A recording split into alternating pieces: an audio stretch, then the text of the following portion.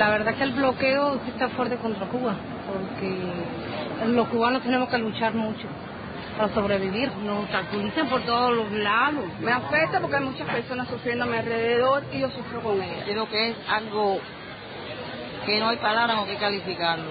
Muy malo, muchos años, mucho abuso.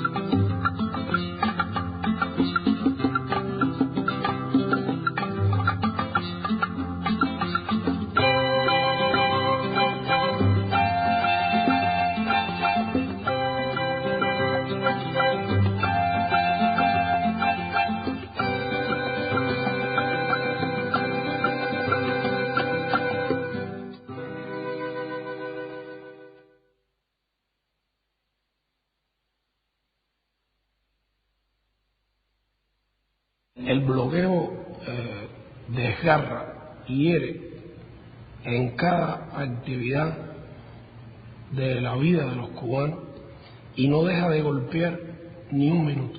El bloqueo es una de las medidas de guerra de la administración norteamericana contra Cuba. Una de ellas, una de las que se instauró más rápido en un proceso de varios años, definitivamente. Me parece que el punto de partida tiene que ser la política agresiva que Estados Unidos ha desarrollado contra Cuba desde el mismo momento en que triunfa la Revolución Cubana el 1 de enero de 1951.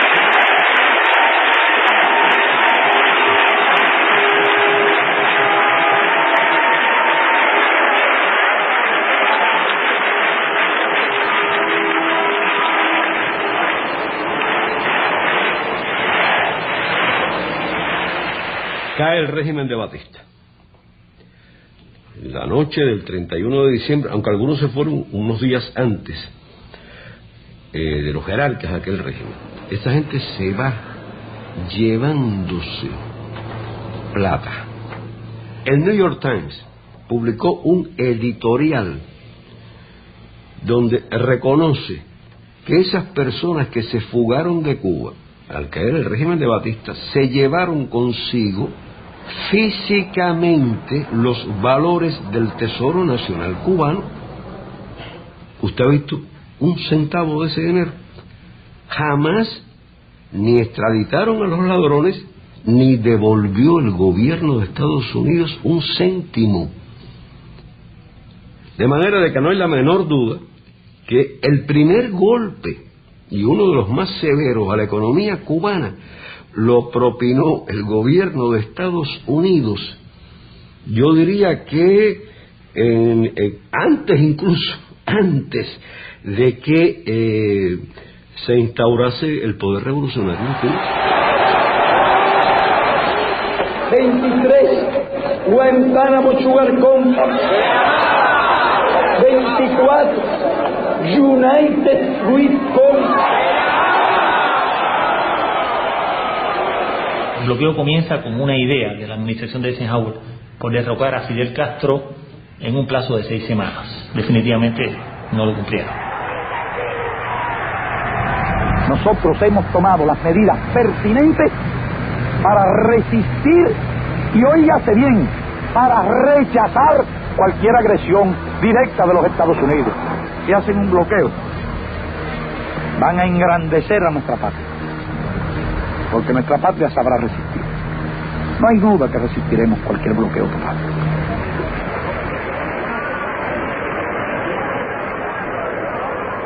Y en ese mismo periodo comenzaron a surgir las primeras medidas del bloqueo.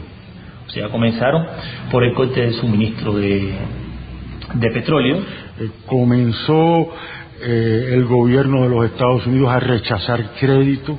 Siguieron después por la prohibición de que las refinerías norteamericanas refinaran petróleo que no fuera norteamericano. Comenzó a reducir la cuota azucarera. Después suprimieron la venta de partes y piezas a las empresas cubanas. Imagínense ustedes, estamos hablando de un sistema industrial en los años finales de los años 50, inicio de los años 60, donde prácticamente toda la tecnología que había en Cuba era una tecnología norteamericana. O sea que hubo una conjunción en el tiempo entre los actos de sabotaje y los atentados y el inicio de las medidas económicas restrictivas contra Cuba. Cuba dependía en más de un 70% en su comercio del comercio con Estados Unidos. Cuba vendía a Estados Unidos más del 60% de su azúcar. Por lo tanto, en la lógica de la guerra, era una medida racionalmente pensada, intencionalmente dirigida a derrocar un gobierno. Hay un memorándum interno del Departamento de Estado donde un funcionario describe lo que ellos se proponen hacer. Este es un memorándum que no se conoció en aquel momento, que fue el año del 60. Este documento vino a conocerse en los años 80, años 90, cuando fue desclasificado. En ese memorándum, este funcionario que hace un análisis de lo que significarían esas, y no estamos hablando ni de Torricelli ni de Helms-Burton, estamos hablando de las primeras medidas, los primeros pasos. Faltaba un año para la invasión de Playa Girón, faltaba un año para que Fidel anunciara que en Cuba había una revolución socialista. Decía, la mayoría de los cubanos apoyan a Castro. Era el documento preparado para el presidente. No existe una oposición política efectiva. Reconocía el hecho de que la revolución cubana tenía, como tiene hoy, un inmenso apoyo popular. De otra manera no habría podido sostenerse. El único medio previsible, decía, para enajenar el apoyo interno es a través del desencanto y el desaliento.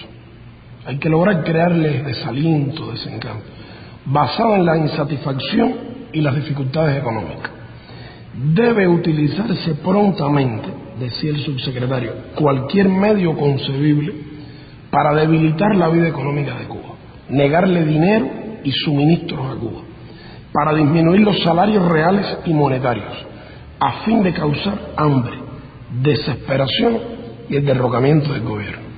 La esencia de la política del principio ha sido golpear al pueblo, dañar a la gente, hacerla sufrir como medio de combatir a un gobierno revolucionario. Hay que apretarles tanto, hay que meterle tanto vapor a la caldera hasta que estalle.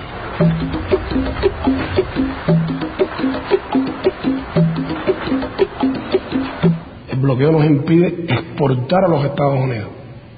Cuba no puede vender nada en los Estados Unidos.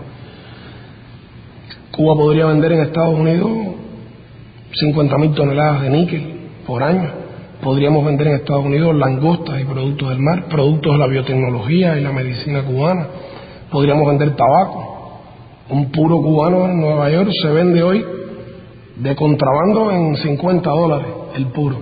Podríamos vender ron, podríamos vender software, podríamos vender vacunas, productos biotecnológicos. Hoy Cuba no puede exportar absolutamente nada. O sea, Cuba puede comerciar, en realidad, con todo el mundo. Lo que ocurre es que todo el mundo no puede comerciar con Cuba. Nosotros adquirimos, por ejemplo, un producto en Argentina y esa carta de cambio, como quiera que se llame, no puede ser en dólares de los Estados Unidos, porque al llegar a un banco, ahí mismo el gobierno de los Estados Unidos la decomisa. Tiene que ser en otras monedas. El año pasado, un importante banco suizo, el banco UBS, Unión de la Banca Suiza, fue multado con $100 millones por el gobierno de Estados Unidos por aceptar una transferencia en dólares de Cuba. Entonces esas cosas hacen que sea un riesgo definitivamente, y que a Cuba le cueste mucho, y que Cuba tenga que ser muy disciplinada a la hora de establecer su comercio, cómo va a ser ese comercio. Por tanto, tenemos continuamente que coger nuestros dólares y cambiarlos a otras monedas. Y todos los años perdemos 50, 60 millones de dólares por cambio, por tasas de cambio.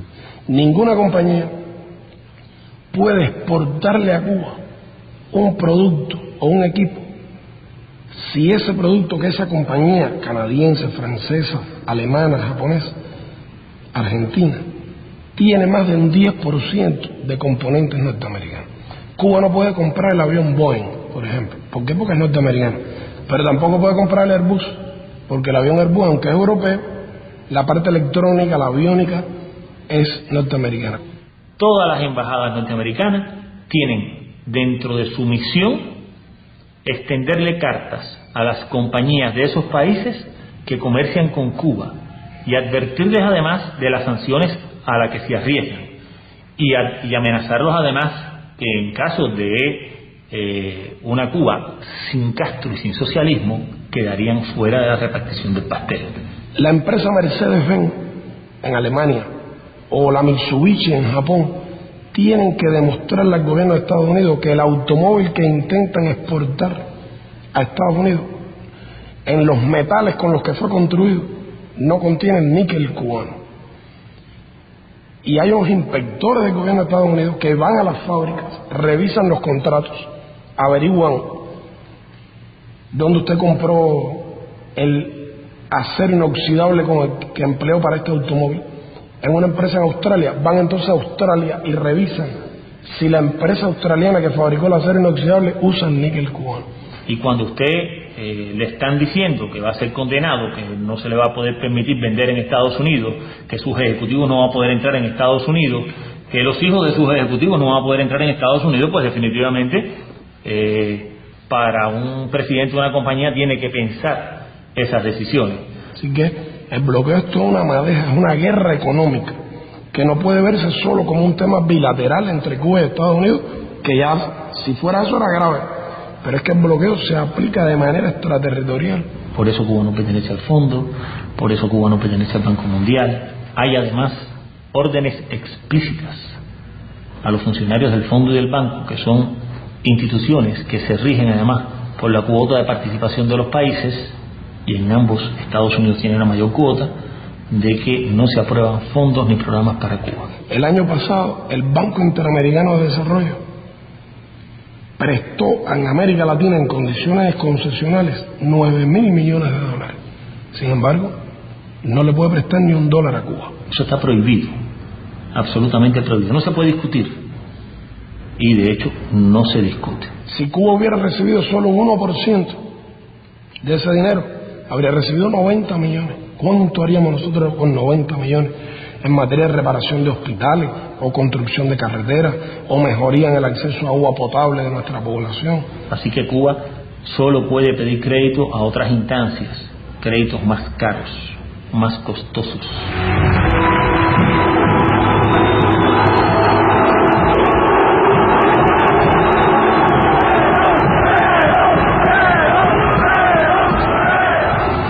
El bloqueo había sido roto por primera vez por la Argentina de Perón. Ya desde la época en que es Cámpora el presidente, se firman acuerdos muy importantes y se establece un gran impulso a las relaciones bilaterales entre Argentina y Cuba. El presidente Perón dio unos créditos a Cuba para comprar en la Argentina en el año 73, y Cuba fue a intentar comprar en la Argentina a filiales de empresas norteamericanas como la Ford, la Chevrolet, la General Motors y otras. No se podía hacer. Nadie podía venderle nada a Cuba, y mucho menos con asociados a empresas norteamericanas. Y Perón dijo que las nacionalizaba si no le vendían a Cuba. Estados Unidos se vio obligado a establecer esa excepción. Y vinieron para Cuba automóviles por primera y única vez en nuestra historia después de la Revolución, marca Chevrolet, marca Ford, equipos de refrigeración Frigidaire, equipamiento que se fabricaba por obreros argentinos con materias primas argentinas en la Argentina. Eso funcionó hasta la ley Torricelli.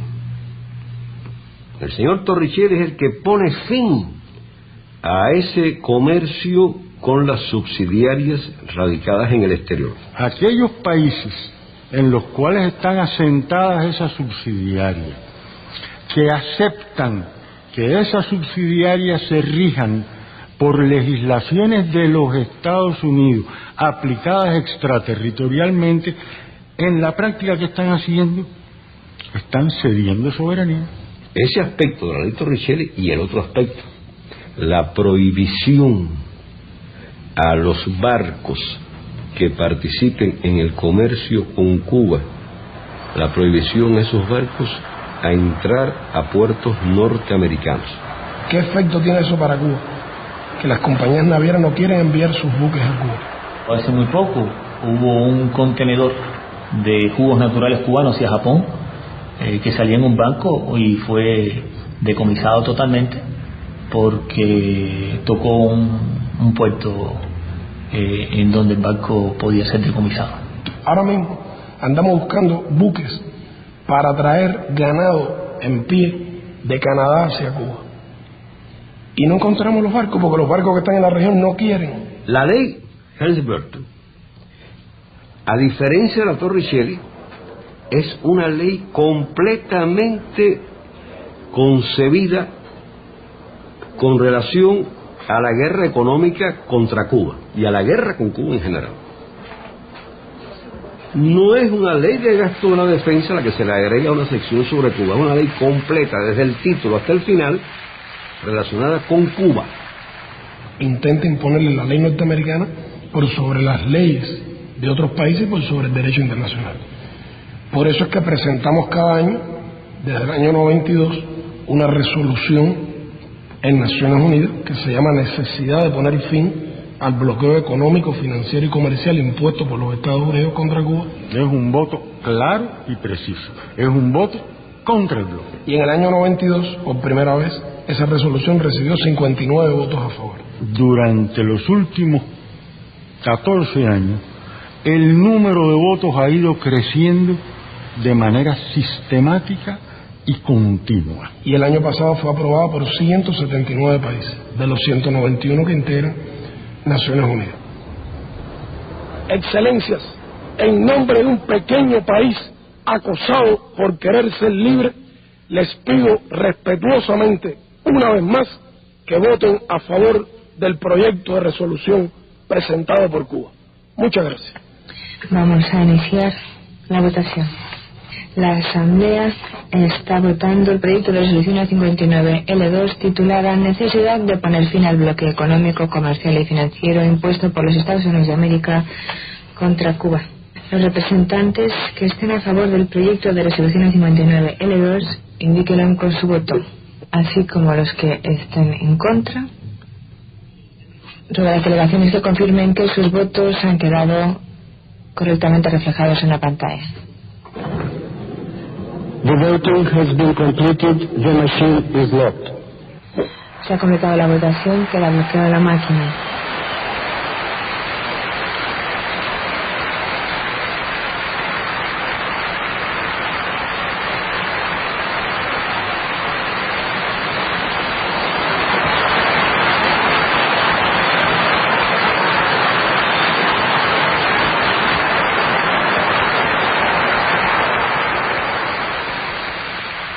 Que las resoluciones que aprueba la Asamblea General de Naciones Unidas son recomendaciones.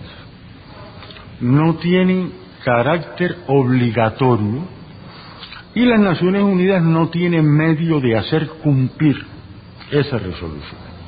Y en segundo lugar, el elemento político, que es, hablando muy en criollo, que a los Estados Unidos le importa un bledo las Naciones Unidas. Es una muestra de arrogancia imperial, de desconocimiento de un clamor internacional, de desconocimiento del derecho internacional. Lo único que le interesa es tratar de lograr unas Naciones Unidas que responda 100% a sus intereses. Mientras más ha crecido el rechazo dentro de Estados Unidos y en la comunidad internacional a la aplicación del bloqueo, más duro ha sido que el gobierno de Bush ha apretado las tuercas del bloqueo hasta límites desconocidos antes. Y yo creo que el bloqueo a nosotros es una cosa muy injusta. Que llegar a Cuba muchos medicamentos, equipos médicos, hacer negocio con otros países, desarrollarnos. Nos cierran todo. Y eso lo estamos sufriendo ahora con el problema este de la electricidad, que son horas y horas sin luz. Claro, primero ponemos lo que es la alimentación, pero todo lo demás también afecta un par de zapatos, una ropita, cualquier cosa. Ahora mismo usted ve el transporte como lo tenemos. ¿Usted cree que el transporte debería estar así? No debía estar así. Pero ellos no lo dejan, ni una pieza no dejan comprar por allá afuera. Que mientras existe el bloqueo va a haber necesidad, miseria. Personalmente afecta lo que es el comercio y personalmente afecta a la familia de uno como tal. En las cosas como la medicina, que no hace falta a nosotros y por el medio del bloqueo tenemos que comprarlo con un tercer país. Y nuestro sistema social está dispuesto a pagar lo que sea con tal de curar al enfermo gratuitamente. No nos han vendido. Es lógico que nos afecte y todo cubano que yo creo que se sienta cubano y usted le pregunta y le va a decir lo mismo. Ese es el gran crimen de todo esto que se está haciendo, todo esto que dice, todo este bloqueo que se está llevando inhumanamente contra cuna de 30 años. Y es ahogar el niño en su cuna. Es decir, aquella frase que decía William Blake, el poeta inglés. Es preferible ahogar un niño en su cuna que matar un deseo, que reprimir un deseo. Esto también se puede ir al revés. Reprimir un deseo, en este caso, un deseo de justicia, un deseo de libertad, un deseo de comunidad, un deseo de igualdad, es matar un niño en su cuna.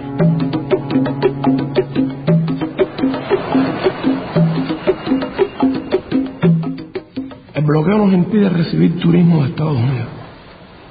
Y el bloqueo, en términos prácticos, está violando la Constitución de los Estados Unidos, porque se prohíbe que los norteamericanos viajen a Cuba. El norteamericano que viaja a Cuba puede recibir penas de hasta 10 años de cárcel y $250,000 de multa.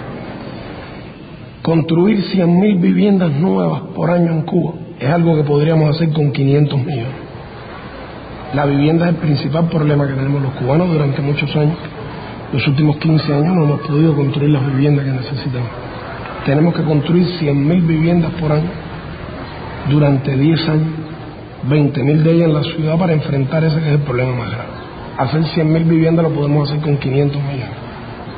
Y no podemos porque no tenemos ese dinero. Sin embargo, recibir 5 millones de turistas norteamericanos nos proveería $12,000 millones de ingresos brutos y no menos de 4 o 5,000 millones de utilidades, 10 veces más que lo necesario para construir 100,000 viviendas en un año. Una parte del turismo que venía de Estados Unidos eran cubanos que vivían allí. También en eso afecta, porque muchas familias no se arriesgan ahora a sufrir una condena, una multa, por violar lo que está establecido por el gobierno norteamericano. Que antes era de la generosidad de Clinton, que podían una vez al año visitar a su familia. Bueno, ahora con Bush es una vez cada 3. Sí le dan permiso, que pueden denegarlo. O sea, usted tiene, ahora el derecho se redujo a que usted puede, una vez cada 3 años, pedir permiso para visitar ya no a cualquier familiar, sino a la familia como ha sido redefinida por Bush. Es un ataque hecho a la familia cubana por el gobierno que supuestamente se ha vendido como defensor de la familia cubana. Así que el bloqueo realmente es el principal obstáculo para un mayor bienestar de los cubanos. El bloqueo realmente afecta la medicina en múltiples formas.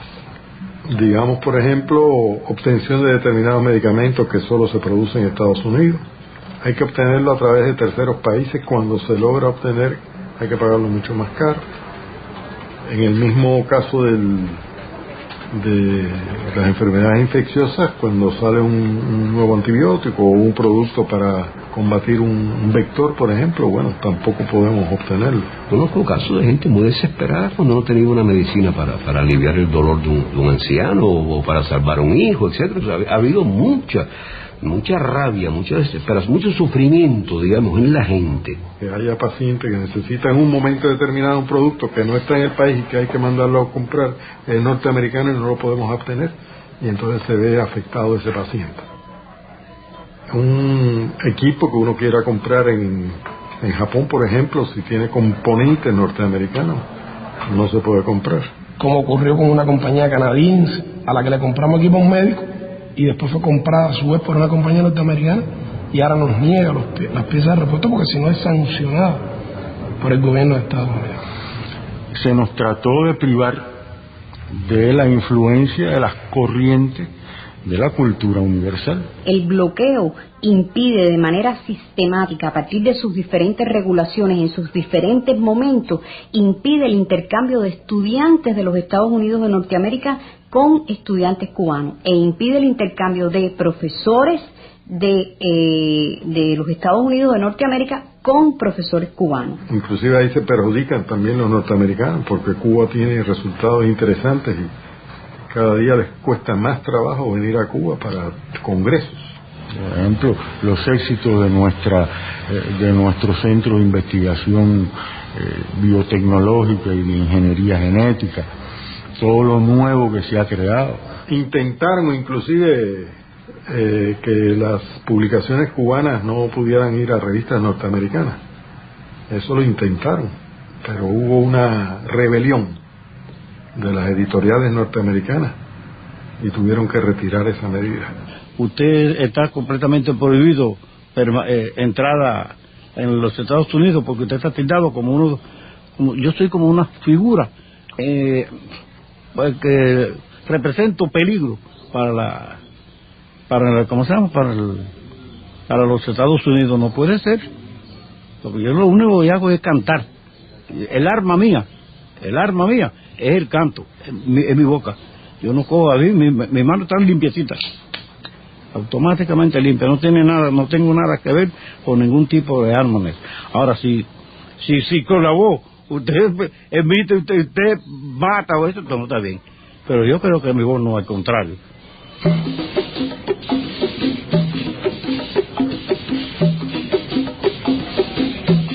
Nosotros no queremos que la prensa nos defienda. Nosotros queremos que la prensa cuente la realidad, para que la gente saque sus conclusiones por sí misma. Porque el peso del elemento de la manipulación mediática es enorme. Un argentino que se va para Estados Unidos, se dice el argentino emigra, o el mexicano emigra. Un cubano cuando va para Estados Unidos se dice huye, aunque vayan por razones los dos económicas, deseando mejorar. Uno llega acá a Cuba en cierto modo hasta temeroso, ¿no? Porque se dicen tantas cosas que definitivamente no son ciertas.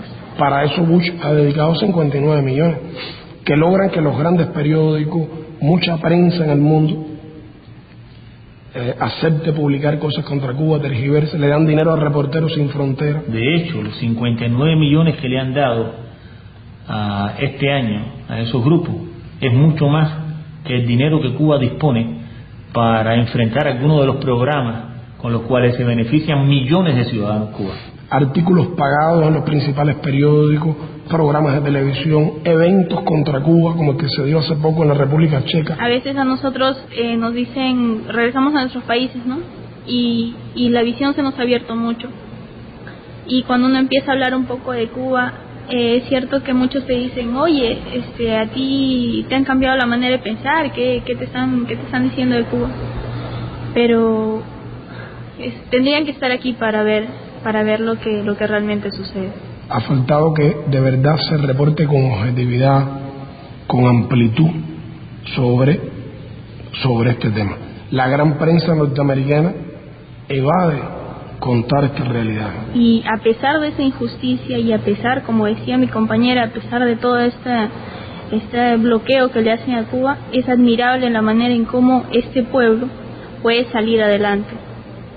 Es una cosa muy muy interesante y cada persona que llegue a este país, creo que le hace falta muy poco tiempo para darse cuenta de la realidad.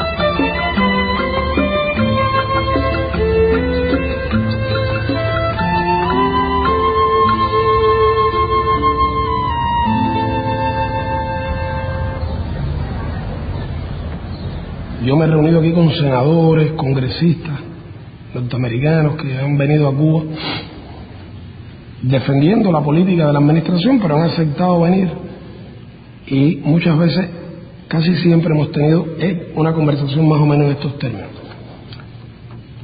Yo les digo, bueno, ¿por qué ustedes nos bloquean?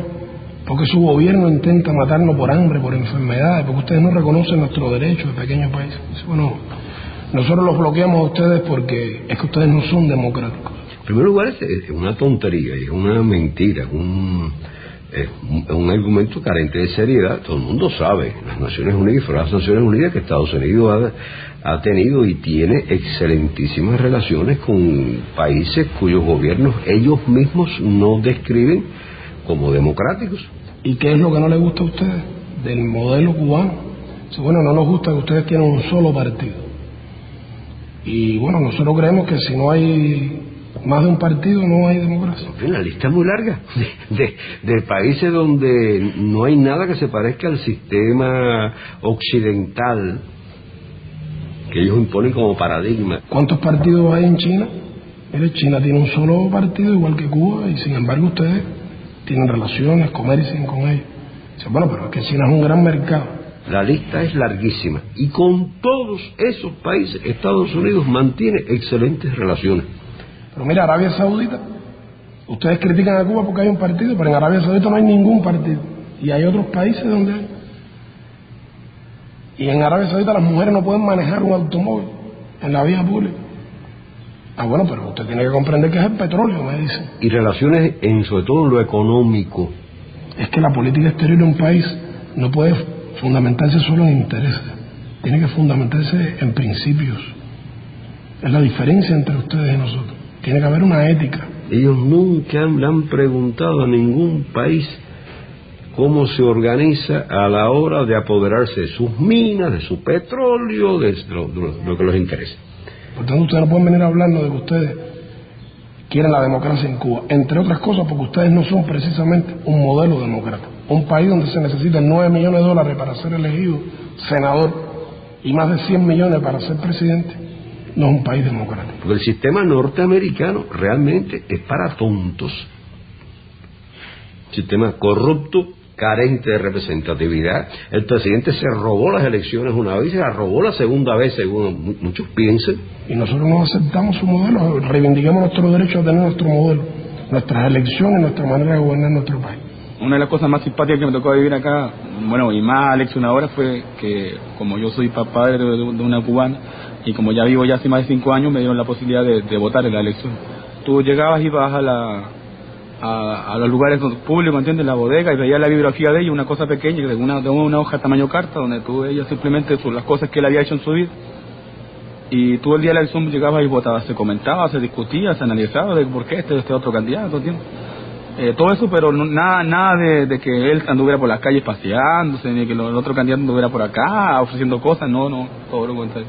Ahora tenemos un delegado que él, digamos, hace muchas cosas por el bar, pero es un tipo que no deja su trabajo, que está todo el día trabajando y que llega después de cierta hora y te atiende en un lugar donde tú puedas hablar con él, o él va a ver cualquier problema que hay y te va a ver a la casa.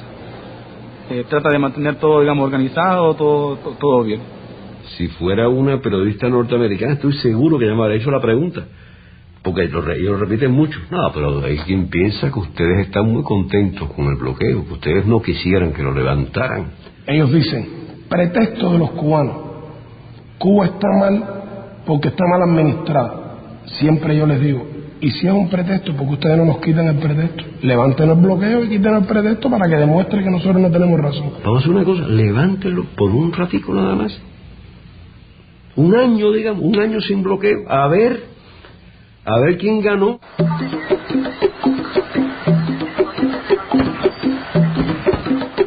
Un tema insólito en la política de Estados Unidos hacia Cuba es que la política del gobierno de Estados Unidos hacia Cuba durante muchos años no ha estado cimentada en los intereses nacionales de Estados Unidos. Porque si Estados Unidos formulara una política hacia Cuba, bueno, no habría duda que fomentaría el comercio con Cuba, las relaciones. Las administraciones norteamericanas se han caracterizado, yo creo, en su historia por ser siempre muy pragmáticas. y manejan siempre esa filosofía de si no puedes vencerle, hazlo tu amigo, ¿no? En el caso de Cuba, ellos realmente lo han hecho siempre a la inversa. No han podido vencernos, pero no pueden ser nuestros amigos. Nosotros le hemos propuesto al gobierno de Estados Unidos colaborar en el enfrentamiento a las drogas, o en la lucha contra el terrorismo, o para evitar la migración ilegal, y el gobierno de Estados Unidos, aun cuando esto le conviene y es bueno para sus intereses, lo rechaza, porque teme la reacción de los grupos extremistas de Miami. Esa emigración reaccionaria que vive del negocio de la política contra Cuba ha sido un gran perdedor durante 45, 46 años. Siempre han perdido, teniendo centenares de millones de dólares, siempre han perdido. Y lo que ha ocurrido es que la política hacia Cuba ha sido secuestrada por estos grupos terroristas cubanos, grupos extremistas organizados en Estados Unidos, que son apenas 20 o 30 familias cubanas, pero que son las que tienen el dinero, no representan los intereses de la mayoría de los cubanos que han ido allí, que han emigrado por razones económicas, sino que son los antiguos batistianos, los antiguos dueños, los antiguos explotadores y torturadores en Cuba que se fueron para ahí y que tienen gran influencia. No hay que olvidar que el hermano del presidente de Estados Unidos es el gobernador de la Florida. Y entre otras cosas, una de sus fortalezas está en sus relaciones tan estrechas con la parte más reaccionaria de la emigración cubana. Financian, participan en las campañas, por ejemplo, de los 40 nuevos diputados republicanos que fueron elegidos en noviembre, 26 sabemos que han recibido dinero de los lobbies cubanos de ultraconservadores de Miami. Pagando, además, deuda que ese gobierno tiene contraída con esa parte tan reaccionaria de la emigración cubana en Estados Unidos, que vive del negocio de la contrarrevolución. Estos son los que están detrás de la redacción del plan de Bush para Cuba, que es, según dice al comienzo de su introducción, cuando lo presentan, es como un conjunto de acciones a tomar al amparo de la ley Helms-Burton para lograr los propósitos de esa ley. Este es un plan de subversión de Cuba, de destrucción de la revolución para después anexar a Cuba. La ley dice con todas sus letras que su objetivo es lograr el fin de la revolución cubana.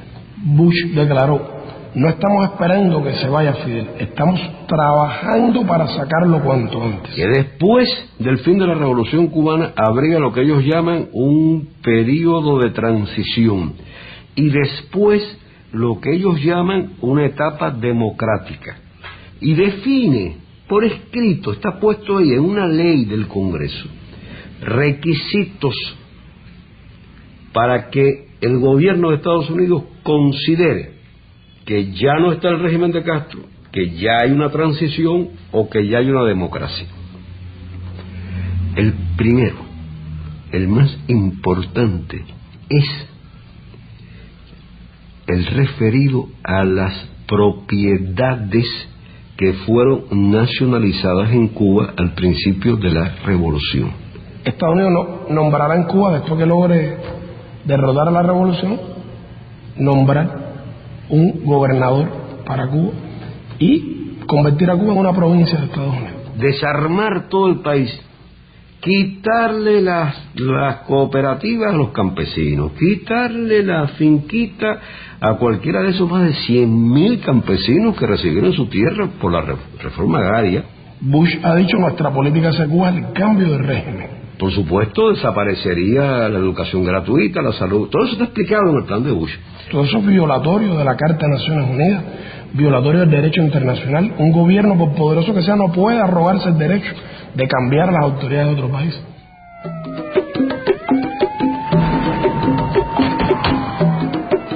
La estrategia de los sucesivos gobiernos de Estados Unidos contra Cuba no ha excluido ninguna modalidad de agresión. La gran verdad es que sucesivas administraciones norteamericanas han promovido el terrorismo contra Cuba. Acciones de sabotaje, acciones de quema de cañaverales, sabotaje contra instalaciones económicas, como vehículo que el gobierno de los Estados Unidos de la época, era todavía el gobierno del general Dwight Eisenhower, utilizaba para tratar de desestabilizar al naciente proceso revolucionario cubano. Hemos tenido que resistir la agresión militar.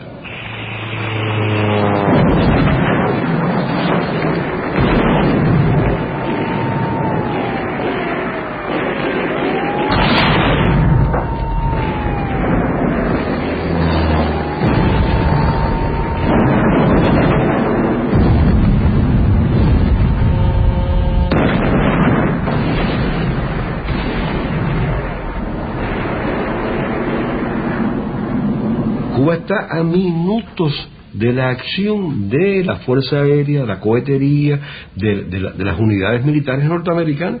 Desde Estados Unidos han venido lanchas artilladas que han disparado contra poblaciones civiles en Cuba.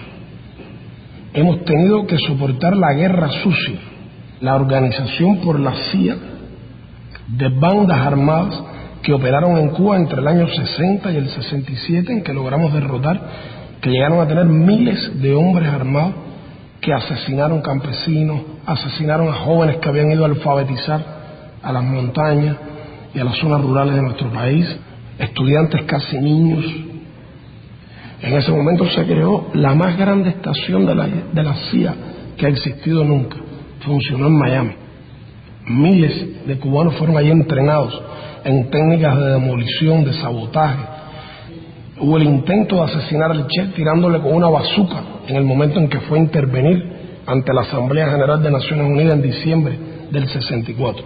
Otra vertiente más cercana es el apoyo, la financiación, el suministro y el aliento que desde el territorio de los Estados Unidos se ha realizado hacia grupos terroristas, tanto dentro de Estados Unidos como en otros países, para que actúen contra Cuba.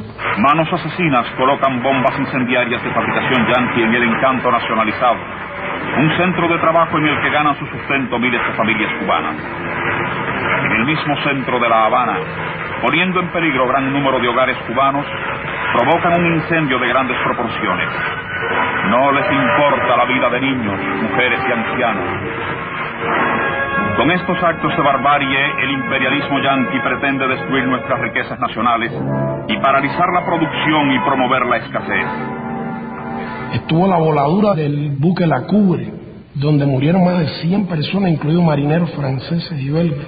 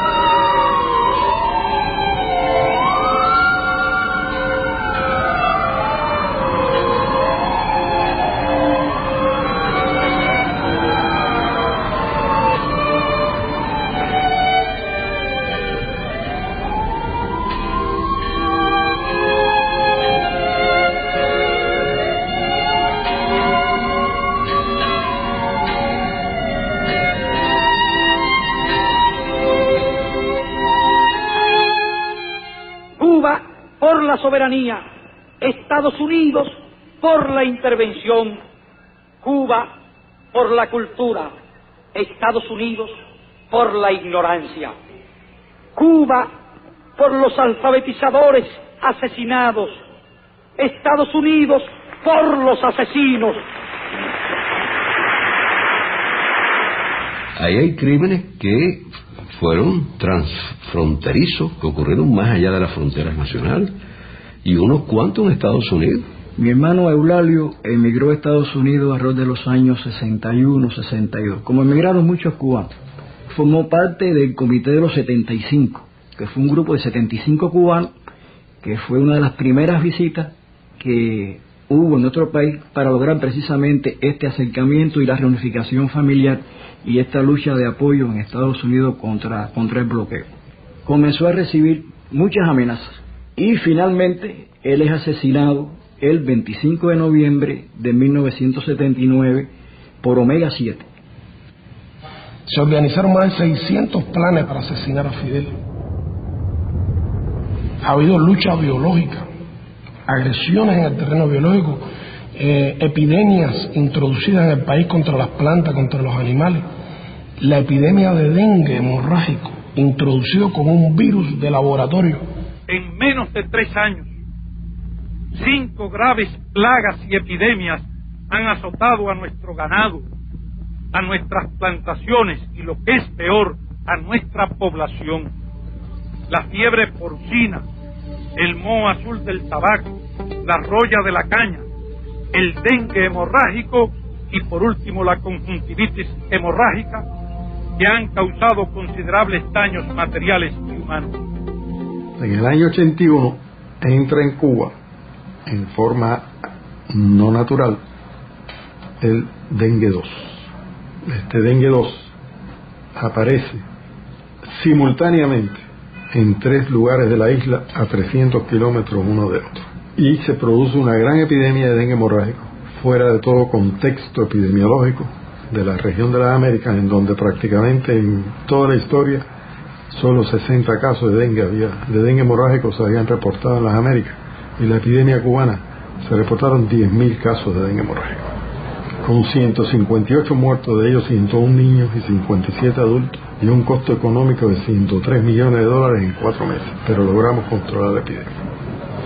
En los años 90 comienza todo un complot para destruir el turismo hacia Cuba, que crecía en aquellos años. ¿Por qué vía? Por la vía de poner bombas en los hoteles. En el instante en que yo me percaté de que ya no había nadie, me levanté y me dirigí a poner el explosivo.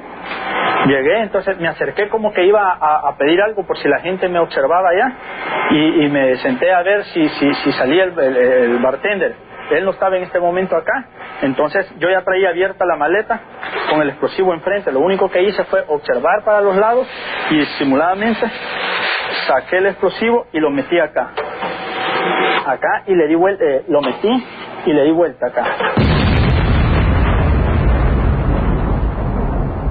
No es solo acabar con la revolución cubana causando hambre y desesperación al pueblo cubano, pero además también matando gente inocente. Hay miles de familias cubanas que perdieron un familiar. Más de 3.000 cubanos han muerto víctimas de acciones terroristas a lo largo de todos estos años. Eso es lo que se llama terrorismo internacional, que existió y que existe, que nació del patrocinio de determinados sectores norteamericanos, en los cuales los Bush ocupan un lugar privilegiado. En septiembre del 98 arrestan a 5 compañeros cuya misión fundamental en la vida era precisamente enviarle a Cuba esas informaciones, esos datos que hubieran podido ayudar a frustrar las acciones terroristas. El gobierno norteamericano conoce que existen porque Cuba le ha entregado información detallada de quiénes son, dónde radican, qué hacen, qué organizan. Sin embargo, nunca han hecho algo por protegernos, lo ignoran realmente. Nosotros cumplimos con el FAA. De hecho, yo me reuní con el director del FAA local de aquí, de Miami, el día anterior, y le expliqué que íbamos a ir en aguas cubanas, y él nos recomendó que usáramos toda la discreción nuestra y no romper ninguna ley americana, y nosotros con eso cumplimos. crees que, o sea, tú estás convencido que no violaste ninguna ley americana? Yo creo que no, ninguna. ¿Y cubana? Esa no me importa. Estados Unidos miente cuando habla de una supuesta lucha contra el terrorismo. El gobierno de Estados Unidos transmite con emisoras de radio y con emisoras de televisión desde Estados Unidos, desde aviones de la Fuerza Aérea, tratando de borrar las estaciones cubanas, es decir, violando nuestro espacio radioeléctrico. La llamada Radio Martí y la TV Martí, esos dos engendros. Que tú tratas de oír la emisora cubana y oyes una transmisión desde Estados Unidos donde dan consejos prácticos para incendiar tu fábrica sin ser descubierto, donde alientan la violencia, donde alientan el asesinato, donde le dicen a la gente por radio continuamente: el problema de Cuba se resuelva si logramos matar a Fidel. Imagínate, terrorismo mediático.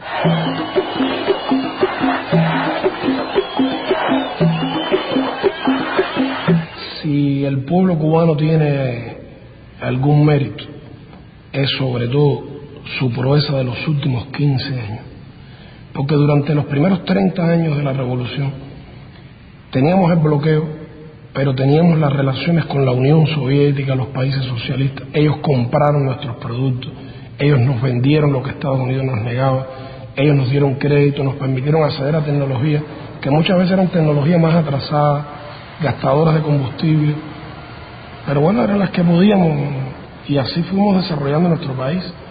Pero lo interesante es que cuando en el año 90 desaparece la Unión Soviética, desaparece el campo socialista con el que nosotros podíamos comerciar y protegernos, y nosotros nos quedamos solos de un día para otro, perdiendo los socios comerciales con los que teníamos el 85% de nuestro comercio.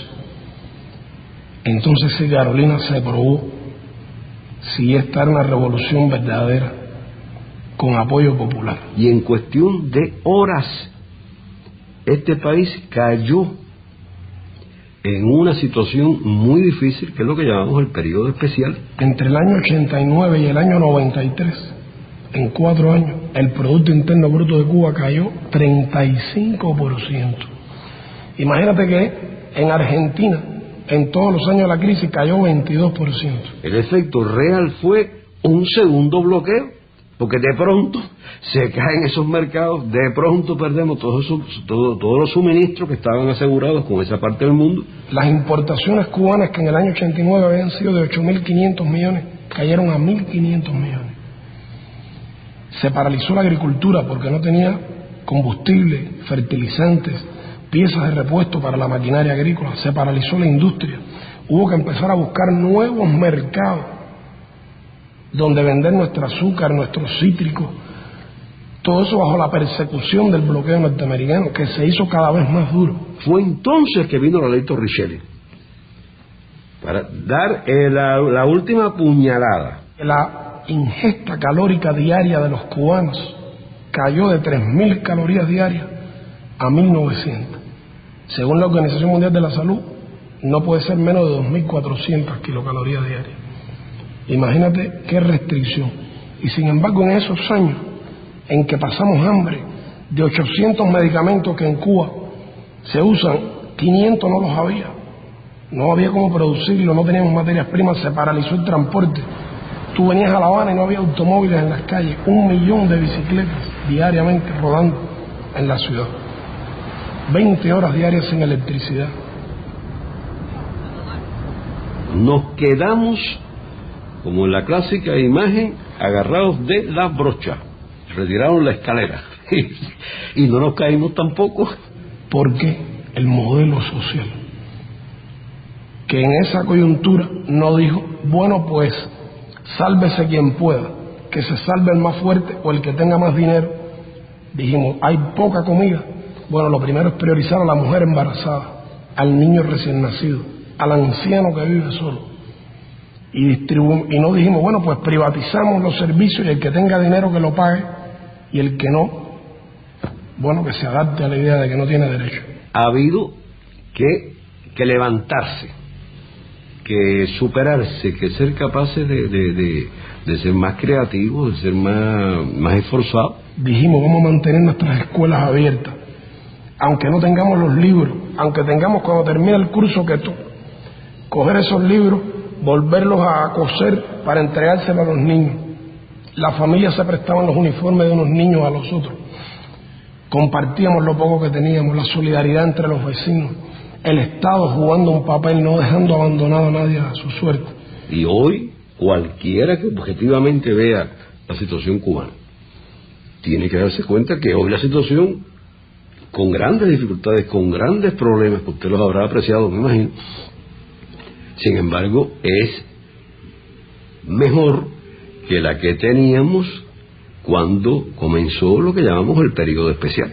Empezamos a desarrollar el turismo, aceptamos un poco de la inversión extranjera, desarrollamos nuevos rubros de nuestra producción, empezamos a producir nuestro propio combustible y poquito a poco fuimos saliendo adelante.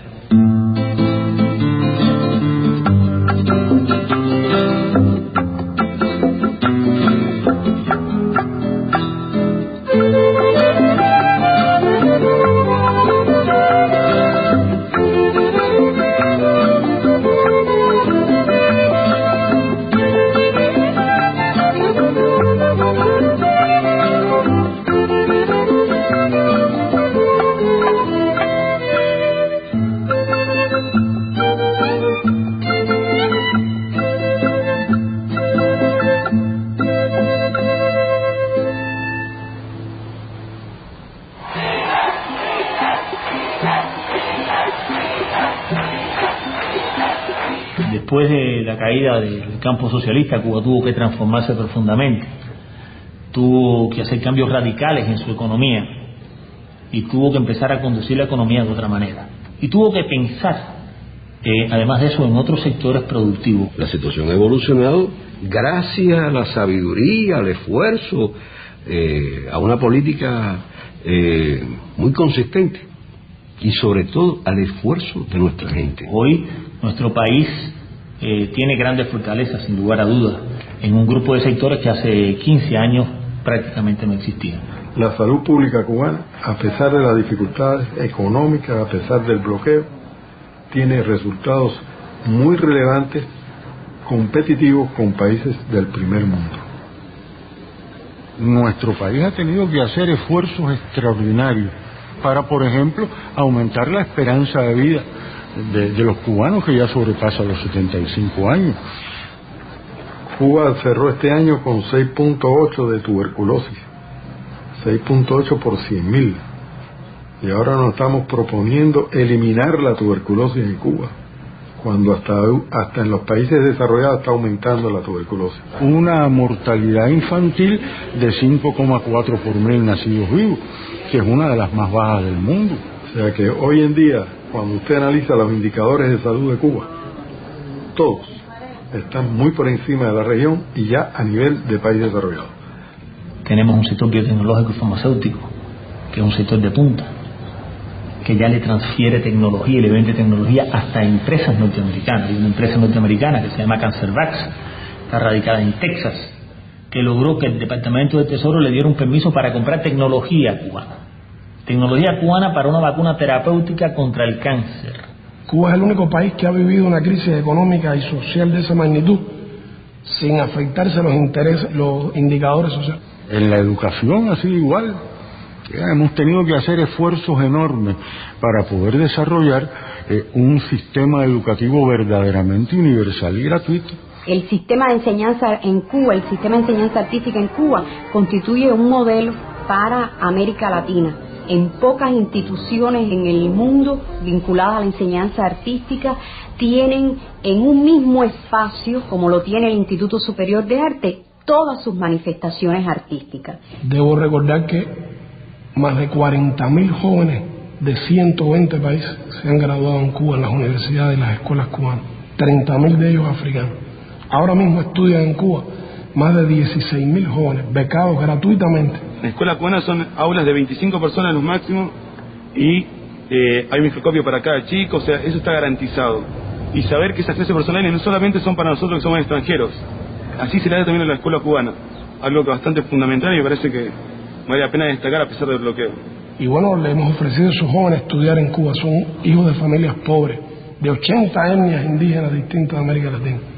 De esos 16.000 jóvenes, más de 10.000 estudian la carrera de medicina. 1.500 se graduarán este año como médicos en nuestro país. Nosotros tenemos en 68 países, tenemos médicos cubanos trabajando sin costo para esos países. Es una prueba de la fuerza de las ideas y es una prueba de la vocación social, de la vocación humanista del proyecto de la Revolución Cubana. Nosotros tenemos un sistema muy eficiente, muy solidario y muy ligado al desarrollo de la Revolución Cubana. Yo creo que eso es lo principal y ese es el pecado que no nos perdona. Ellos bloquean a Cuba porque no aceptan la idea de que un pequeño país que fue siempre su feudo se haya convertido en un país independiente, haya desafiado. Bloquean a Cuba porque de alguna manera Cuba es un símbolo de luz.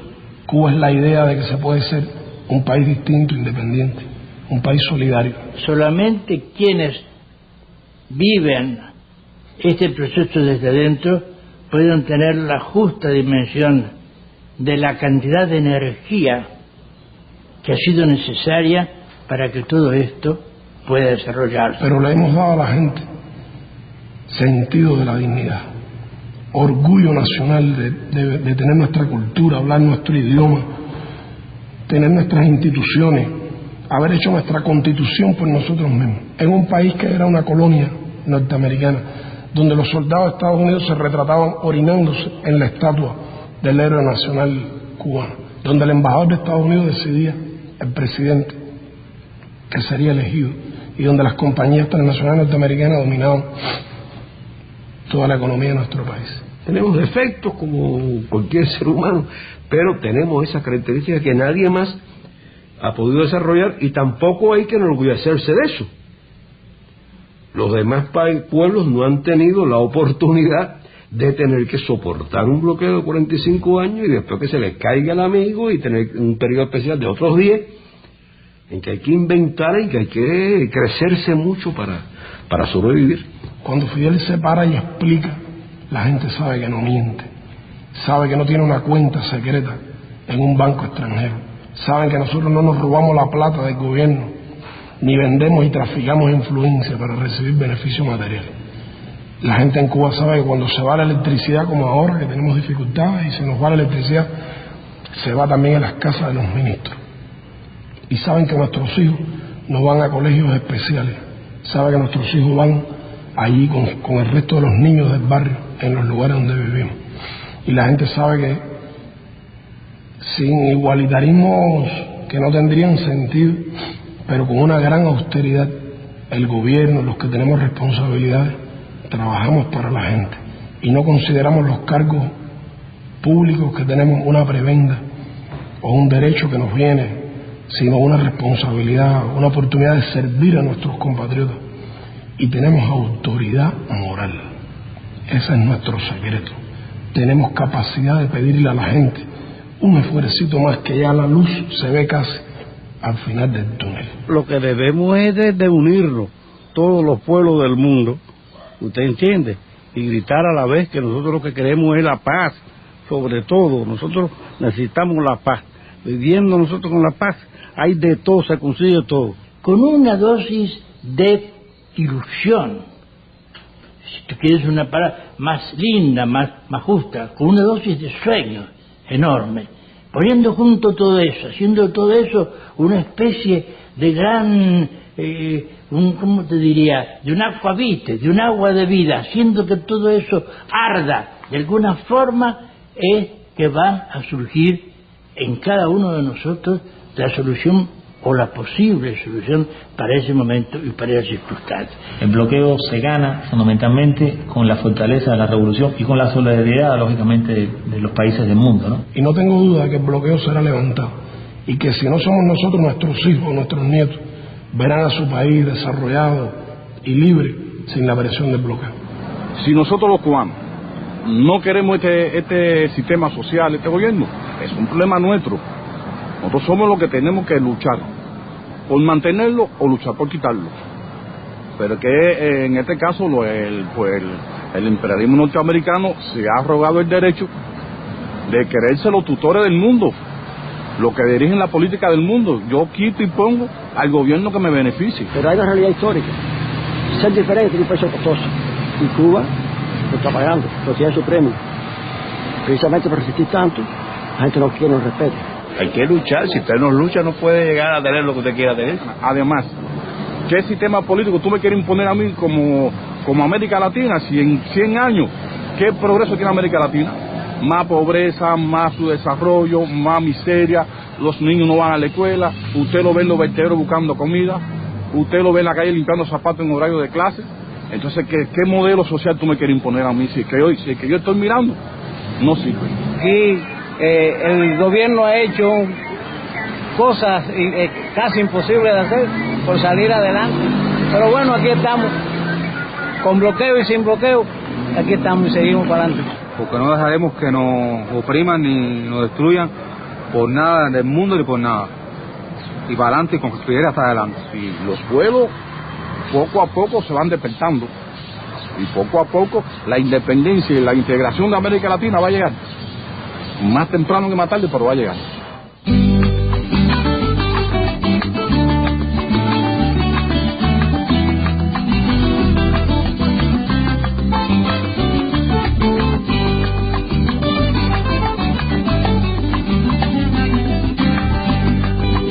Más de uno ya llegaron, queriendo mercadearnos los sudores, pero sus matemáticas olvidan que dimos historia precolombina y no estamos pa' jueguitos de indios y conquistadores. Agradecidos de lo que acompañan, limpieza de alma con o sin bolsillo, y nos valoran por horas de compañía, de esperanza o de consuelo, sin importar las millas, horas de vuelo. Boca a boca se propaga este galeón. Es el precio de vivir de este lado del bloqueo. Ni mejores ni peores que los demás, sin más gloria que tenernos todavía. Seguimos saludables de amistad, haciendo de la lágrima alegría.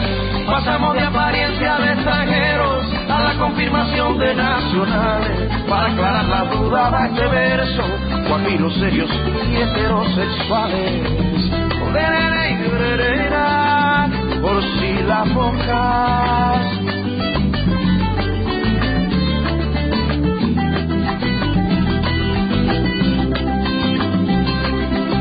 Las moscas, ni mejores ni peores que los demás, sin más gloria que tenerlos todavía. Seguimos saludables de amistad, huyendo a la epidemia bobería, sin farándula ni piña ni intenciones de colgarnos a los movimientos. El tiempo nos revienta de canciones, obreros de los buenos sentimientos, ni mejores ni peores que los demás, sin más gloria que tenernos todavía. Seguimos saludables de amistad, haciendo de la lágrima alegría. Pasamos de impresión como extranjeros a la confirmación de nacionales. Para aclarar la duda fue este verso, guajiros serios y heterosexuales. Por si las